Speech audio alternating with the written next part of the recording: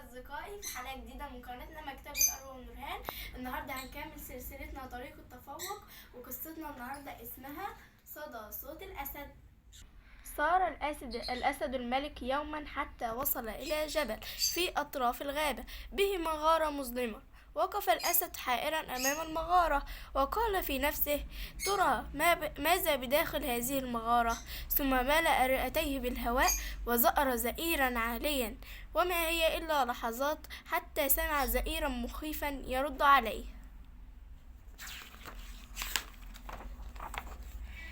تراجع الأسد إلى الخلف مرعوبا، ثم تلفت حوله ليطمئن أن أحدا لم يرى ملك الغابة خائفا، لكنه سرعان ما استعاد شجاعته وقال في غضب: اخرج إلي أيها الجبان. فرد عليه الصوت: اخرج إلي أيها الجبان، الجبان، الجبان.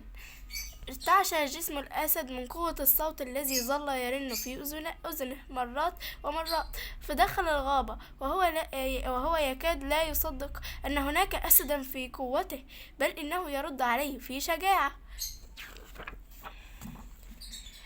نادى الأسد في غضب على جميع حراسه ووزرائه قائلا: كيف تسلل هذا الأسد إلى الغابة في غفلة منكم؟ سوف أعاقبكم جميعا أشد العقاب إذا لم تحضروه تحت أقدامي الآن.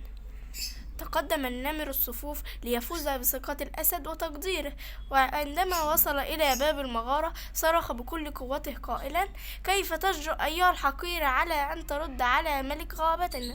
ولم يكد يكمل كلامه حتى رد عليه الصوت مرددا الكلام نفسه، فارتعد النمر ورجع منهزما إلى الخلف. وجد الضبع فرصته لكي ينال حب الأسد، فتقدم خطوتين إلى الداخل، ثم صاح بأعلى صوته: اخرج أيها الجبان حتى أمزقك بأنيابي. فرد عليه الصوت بقوة: حتى أمزقك بأنيابي بي. ارتعد الضبع وظل يجري مذعورا وسط دهشة الحيوانات. فنظرت الحيوانات إلى الأسد فرأت الخوف يملأ عينيه، وشعر الأسد بالحرج وحاول أن يصنع شيئا، لكن الصوت المخيف ما زال يرن في أذنيه فلم يتحرك خطوة واحدة. حاولت حيوانات كثيرة أن تعرف سر هذا الصوت المجهول الذي يرد على كل من يكلمه بقوة ومن غير خوف أو تردد، لكن ظلام المغارة الشديد كان يرعب كل من يفكر في الدخول إليه. سار الفيل الحكيم نحو الغار في هدوء شديد، ثم التفت إلى الحيوانات باسما ورفع خرطومه نحو فتحة الغار وصاح صيحة رهيبة هزت أركان الغابة. تفرقت الحيوانات مذعورة، لكنها سرعان ما عادت عندما رأت الفيل واقفا أمام الغار يضحك ويقول بصوت منخفض: مرحبا بحيوانات الغابة. فرد عليه الصوت بهدوء: مرحبا بحيوانات الغابة. فقال الفيل في هدوء وحكمة: يعيش الملك الأسد ما دام يقيم العدل وينشر الحب. فرد عليه الصوت بالكلام نفسه، فقال الفيل: سيدي الملك، هذا صدى صوت كل واحد منا يدخل إلى الغار فيصطدم بالجدران والصخور ثم يعود إلينا كما قلناه بالضبط.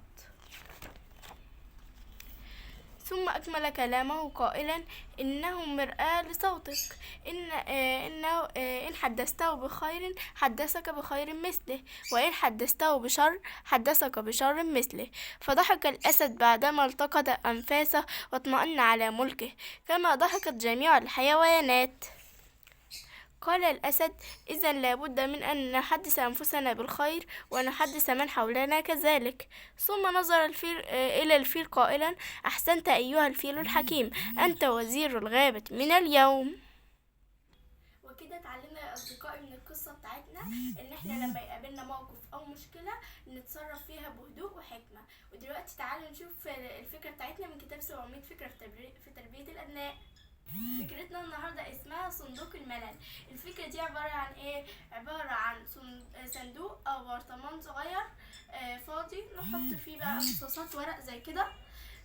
بنكتب في القصاصات دي بقى أنشطة احنا عايزين نعملها لما نبقى زهقانين، مثلا زي ترتيب الملابس، ترتيب غرفة في البيت، تنظيم المكتبة، عمل أكلة مفضلة عندنا مع ماما، أو اتصال تليفوني بحد قريب لينا، وكده يعني. فالفكرة دي بنعمل فيها ايه؟ نجيب البرطمان طبعا، نبقى نحط فيه قصاصات بعد ما نكون كتبنا فيها الأنشطة اللي احنا عايزينها نحطها فيها. لما نبقى احنا زهقانين نروح نسحب ورقة ونشوف النشاط اللي فيها ونعمله مع بعضينا. وكده خلصت فكرتنا. وكده انتهت حلقتنا النهارده. يا رب تكون قصتنا وفكرتنا عجبوكم وافادوكم، ومع السلامه، ونشوفكم ان شاء الله في حلقه جديده مع قصه جديده وفكره جديده.